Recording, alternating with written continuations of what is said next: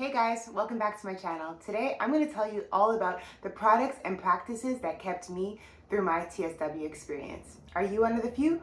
Well, this is the podcast. Not the podcast, sorry. This is the channel for you. My name is Victoria, and like you or one of your loved ones, I have eczema.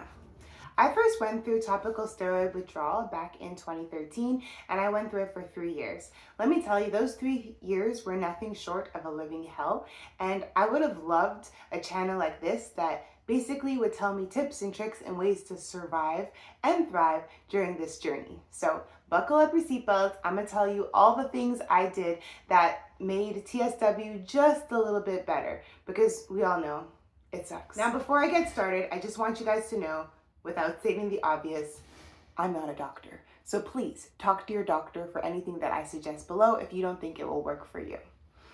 All right, so also just note that everyone's body is different. So what may have worked for myself might not work for you. But when you go through TSW, I think there's 3 stages your skin goes through. The first stage I would say is the red and inflamed stage. The second phase is the oozy itch that won't quit stage, and then the third stage is the dry and crusty stage. So I'm gonna let you know what I do for each and every one of those stages, because I think that you need to treat the skin differently depending on the stage that you're in. Hi again, same girl, different day. It's okay, we move. But I had to tell you guys, this is my number one thing. I don't know how I forgot it, but the first thing I want to talk to you guys about in dealing with topical steroid withdrawal is the no moisture method. I alluded to it in the last video, but I want to give you a tip on how to actually manage it, because it can be very uncomfortable. As you know, the no moisture method is basically stated in the phrase, you stop using moisture on the skin. I think this is perfect for the red and inflamed stage and the ooze and itch that won't quit stage. So like I said in my previous video, when you are red means stop. So you want to refrain from using products, right? Okay, so I'm telling you to stop using product, but you know, you're about to shrivel up like a raisin. It's going to be uncomfortable. You're going to feel like a mummy. So what do you do about that? I'm going to tell you. What I would do during my no moisture era is I would take a shower, and then when I got out of the shower, I would immediately put on fitted clothing. Okay, you're gonna just lightly damp yourself, but you wanna keep some of that moisture on your body. You're gonna put on a fitted shirt and leggings if you're a guy. I mean, find something that's fitted, okay? And immediately start doing jumping jacks, okay? Get that heart rate elevated. Now, I want you to do jumping jacks until you feel yourself starting to get hot, but do not sweat. Because we know if you start sweating, you're gonna start scratching. But the whole idea is you wanna create mobility of your joints without the moistures. Because if you sit still, everything's just gonna dry up and you're not gonna wanna move, and you're gonna feel very uncomfortable. So you wanna train our body to move even though we don't have lotion on.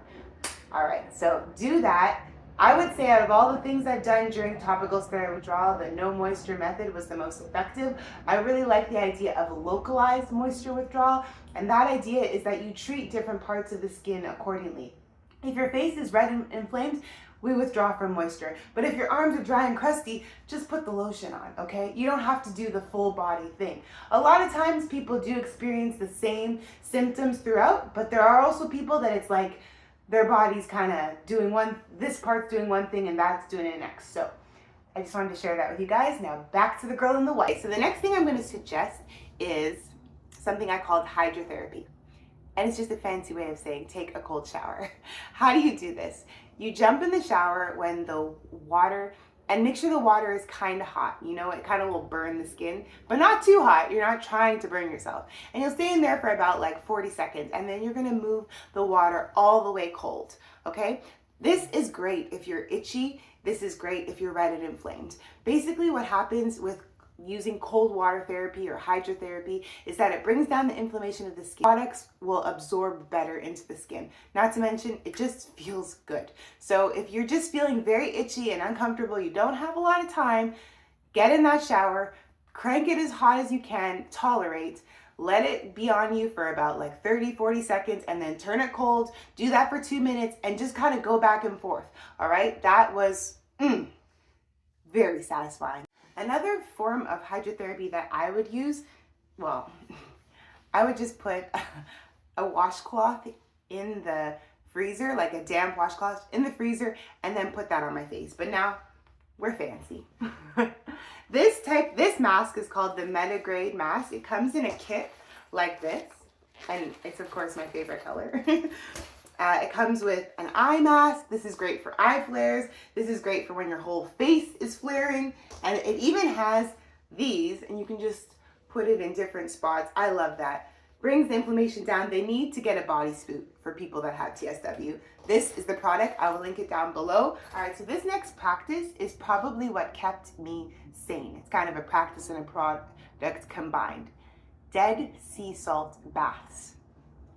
Okay, we're not just talking like, just soak for like 20 minutes. I would stay in there for 1 hour, 2 hour, 3 hour. This is what you do when it's the middle of the night and you can't sleep and you have insomnia.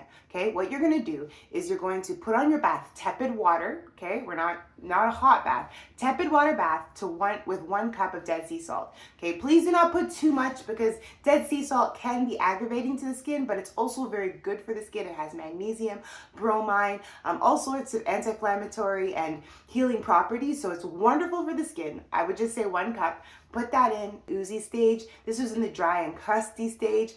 Me and that bathtub were besties, okay? It was the only way I would feel normal. Sometimes I would just let my face soak in the water, my body soak in the water. You just gotta do what you gotta do. Dead sea salt baths are for you. And my final product, okay? And this is the product that took me out of TSW, and I'm so annoyed because my son pulled off the sticker. Anyway. If you recognize this without the sticker, let me know. But this is called Queen Elizabeth's Cocoa Butter. Guys, I actually have so much to say about this product because wow. First of all, I started using it basically towards the end of the 3 years, and within a month, my skin looked unbelievable, okay? I used this for about a year. It's obviously cocoa butter, so it's very rich. The consistency, especially towards, as you come out of your topical steroid withdrawal, you are very dry and crusty. So you need something that just has like a richness to it. And it smells like chocolate. I mean, who doesn't want to smell like chocolate? Okay, I would lather this all over my body, and for a year, my skin looked great. For a year. And then either one of 2 things happened. They changed the formulation or my skin adjusted. And sadly, I was left with what I didn't expect at the end of TSW. Eczema. Can you imagine? I thought I would be done with eczema at the end of TSW.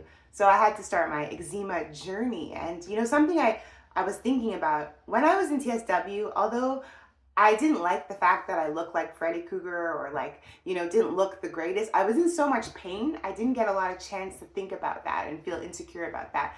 But when I had healed from TSW and then my eczema started coming back, that's when I was kind of faced with my insecurity. So that's what my next video is going to be about, is dealing with eczema and insecurity. So you don't want to miss it. And if you haven't already watched my eczema story, please go check it out.